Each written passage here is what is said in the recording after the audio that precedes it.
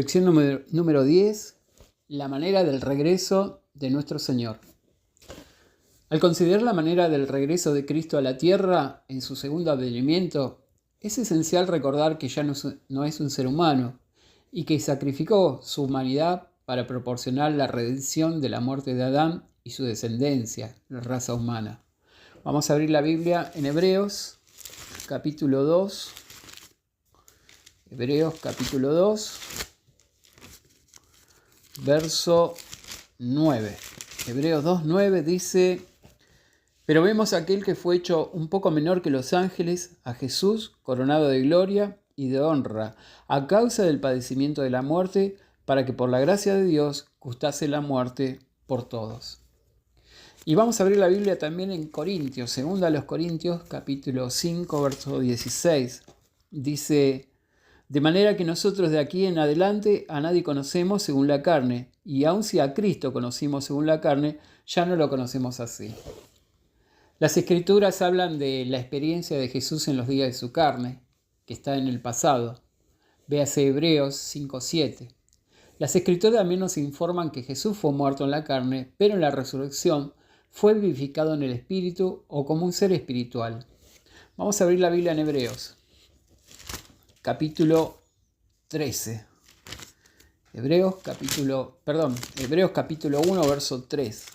Hebreos capítulo 1, verso 3. El cual, siendo el resplandor de su gloria y la imagen misma de su sustancia, quien sustenta todas las cosas con la palabra de su poder, habiendo efectuado la purificación de nuestros pecados por medio de sí mismo, se sentó a la diestra de la majestad en las alturas. Ahora vamos a corroborar que Jesús es un ser espiritual, abriendo segunda a los Corintios, capítulo 3, verso 17. Segunda a los Corintios 3, verso 17. Porque el Señor es el Espíritu, donde está el Espíritu del Señor, allí hay libertad. Primera de Pedro, capítulo 3, verso 18. Primera de Pedro 3, 18. Porque también Cristo padeció una sola vez por los pecados, el justo por los injustos, para llevarnos a Dios, siendo en verdad muerto en la carne, pero vivificado en el Espíritu. Habiendo sido exaltado a la naturaleza divina cuando fue levantado entre los muertos, Jesús es invisible ahora a los ojos humanos, de igual manera como lo es el mismo Creador. Vamos a abrir la Biblia en 1 Timoteo. 1 Timoteo, capítulo 1 Timoteo, capítulo 1, verso 17. Por tanto, el Rey de los siglos, inmortal, invisible, al único y sabio Dios, sea honor, gloria por los siglos de los siglos. Amén. Ahora vamos a abrir la Biblia en este mismo capítulo, en este mismo libro, en el capítulo 6, verso 15 y 16, el cual a su tiempo mostrará el buenaventurado y solo soberano, Rey de reyes y Señor de señores, el único que tiene inmortalidad, que habita en la luz inaccesible, a quien ninguno de los hombres ha visto ni puede ver, el cual sea en la honra, el imperio, sempiterno. Amén. Para demostrar a sus discípulos que había sido levantado entre los muertos, él milagrosamente apareció entre ellos en varias ocasiones. Era un cuerpo de carne, una vez como un jardinero, otra vez como forastero. Pero en las Escrituras se hace referencia a estas apariencias como signos y pruebas. Léase Juan 20:30 y Hechos 1:3. Los apóstoles sabían que para ver a Jesús como lo es decir, un ser divino, ellos tendrían que hacerse como Él, y ellos guardaban esta esperanza. Vamos a abrir la Biblia en 1 de Juan, capítulo 3.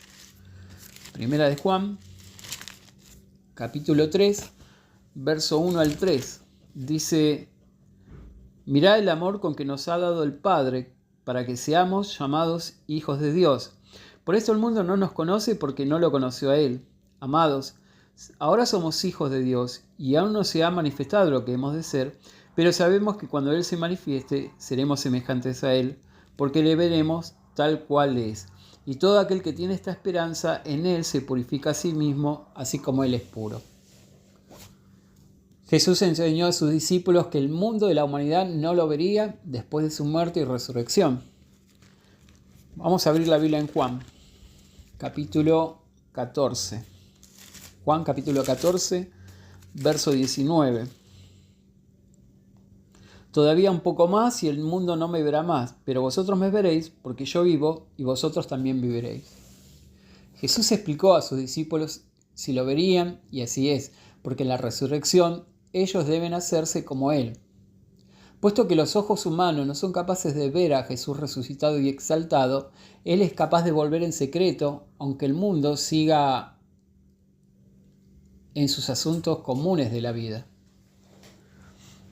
Vea Apocalipsis, capítulo 16, verso 15, Primera Tesalonicenses, capítulo 5, verso 2 y Segunda de Pedro 3:10. Jesús explicó que sería necesario que sus seguidores buscaran los signos que denotarían el hecho de su segunda presencia en la tierra y que durante un tiempo su presencia sería desconocida a todos aquellos que no velaban. Jesús compara esto a los días de Noé, antes del diluvio, cuando el mundo siguió con los asuntos comunes de la vida y no sabiendo el verdadero significado de los tiempos en los cuales vivían. Vamos a ver la Biblia en Mateo, capítulo 24, versos 38 y 39. Porque como los días antes del diluvio estaban comiendo y bebiendo, casándose y dándose en matrimonio, hasta el día en que Noé entró en el arca, y no entendieron hasta que vino el diluvio y se los llevó a todos, así será también en la venida del Hijo del Hombre. Podemos también citar Lucas capítulo 21, verso 36 y Lucas 17, 26 y 27. Ser veladores, como se usa este término en la Biblia, no significa mirar al cielo para ver el regreso de Jesús, al contrario, el pensamiento es fijarse en los acontecimientos mundiales para ver el cumplimiento de las profecías que permanecen al tiempo del regreso de nuestro Señor. Pedro habla de la palabra profética más segura, Segunda de Pedro 1:19. Con el tiempo, el mundo entero, la humanidad verá o discernirá el hecho de que la segunda presencia de nuestro Señor Jesucristo. La Biblia dice que lo verán en las nubes, significando que no lo perciben en las experiencias caóticas y dolorosas que acompañan a la desintegración de la gobernación terrenal y el establecimiento del reino de Cristo. Los pueblos del mundo nunca verán a Jesús en sentido literal. Véase Apocalipsis, capítulo 1, verso 7, y Segunda de Tesalonicenses, capítulo 1, verso 7 al 10. El mundo de la humanidad discernirá a Jesús de una manera semejante a la manera en cual Job vio a Dios. Después de que su fe fue probada severamente por las aflicciones que el Señor permitió que le sucedieran, Job expresó en oración: de oídas te había oído, mas ahora mis ojos te ven. Job 42:5. Job no vio a Dios literalmente ni había adquirido el mejor entendimiento. Entonces lo que podemos decir para concluir es que Jesucristo va a volver a la tierra, pero de manera invisible y no como un ser humano de carne y hueso. El pensamiento importante es, al estudiar las profecías que pertenecen al regreso de Cristo y de su segunda presencia en la tierra, es esencial recordar que Él es actualmente un ser divino, la misma imagen de su Padre Celestial.